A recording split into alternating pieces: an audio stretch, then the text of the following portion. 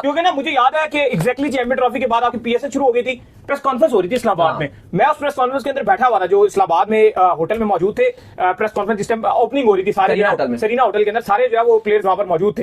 तो वहां पर जो है वो रिजवान ने उधर भी यही हरकतें की। चैंपियन ट्रॉफी पे उधर भी उन्होंने यही कहा कि सबको पता है क्या हो रहा है क्या नहीं हो रहा। इतना वो मुंह फुलाकर वहां बैठे हुए थे, ऐसा लग रहा था कि साफ तौर पर वो चैंपियंस ट्रॉफी की भी जितनी प्रेस कॉन्फ्रेंसेस थी, अब हम कराची भी गए, उधर भी हमने अटेंड की प्रेस कॉन्फ्रेंस, वहां पे भी बीच में भी इधर भी आए, वो हर तरह से बात ऐसी कर रहे थे कि जी मेरे ऊपर से झोली, अपने ऊपर से झोली हटा रहे थे। लेकिन मैं आपको इसका दूसरा रुख भी बताता हूं। ये तो चलो एक फ्रेंच चीज थी जो सबके सामने चली। एक जो रिजवान के लिए कोई बुरी चीज आई वो ये थी कि ऑस्ट्रेलिया में वो बड़ी अग्रेसिव कप्तानी कर रहे थे, साउथ अफ्रीका में भी बड़ी अग्रेसिव कप्तानी कर रहे थे।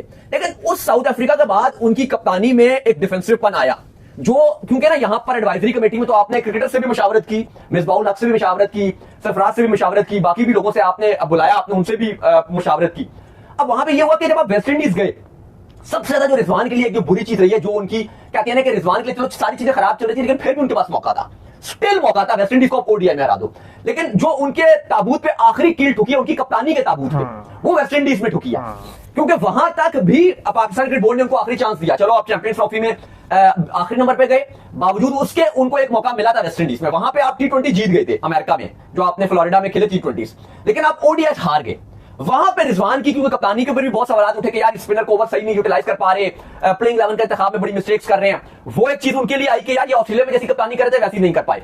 शॉर्ट टर्म कप्तानी थी, सवाल उठ सकते हैं कि हाँ क्या रिजवान को और चांस देने चाहिए थे, या फिर सवाल ये भी उठता है कि शाहीन है, उन्होंने अपने आपको प्रूफ किया हुआ था, उनके साथ पहले भी ज्यादती की गई थी टी20 में, 5 टी20 में कप्तानी दी न्यूजीलैंड में, वहीं पे हटा दी, वो गलत हुआ था।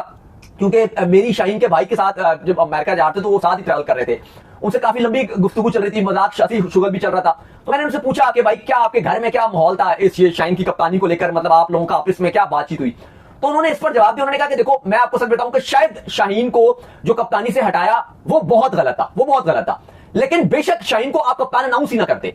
वो कहते हैं कि आप बेशक शाहीन को थोड़ा सा बाद में अनाउंस करते थे, अगर आपको था ना कि यार शाहीन को हमने हटाना है तो आप इसको बाद में अनाउंस कर देते, क्योंकि शाहीन ने पीएसएल में जितवाया हुआ था। और उसके बाद ऐसा हुआ कि शाहीन की जो बॉडी लैंग्वेज है, पर्सनली सारा उनके जो बाकी करीबी लोग थे, हम सारे बहुत मायूस हुए, क्योंकि जिस तरह से हटाया वो एक बहुत बड़ी ज्यादती की गई थी शाहीन के साथ। तो वो कहते हैं कि बेशक अभी शायद शाहीन मैच्योर ना नहीं होता, हम मान भी लेते चलो शाहीन मैच्योर नहीं था, आप कप्तानी मत देते, लेकिन आपको हटाना नहीं चाहिए था। बेशक 6 महीने के बाद शाहीन को कप्तानी देते, वो ज्यादा मैच्योर हो जाता। बिल्कुल। तो अगर आप उनकी बात देखो तो अब तो काफी टाइम हो गया, अब कितना 1.5 साल हो गया, तो 1.5 साल बाद आप अपने उनको कप्तानी दी है। आई होप कि उनके पास मैच्योरिटी और ज्यादा आ गई है। वो 2023 में थोड़ा सा कंफ्लिक्ट भी था शाहीन का और ड्रेसिंग रूम में, उससे भी वो बाहर आए। मुझे लगता है कि अब शाहीन के अंदर मैच्योरिटी भी होगी, और आई होप कि पाकिस्तान अब इनकी कप्तानी में साउथ अफ्रीका के वर्ल्ड कप में, और अभी आपकी साउथ अफ्रीका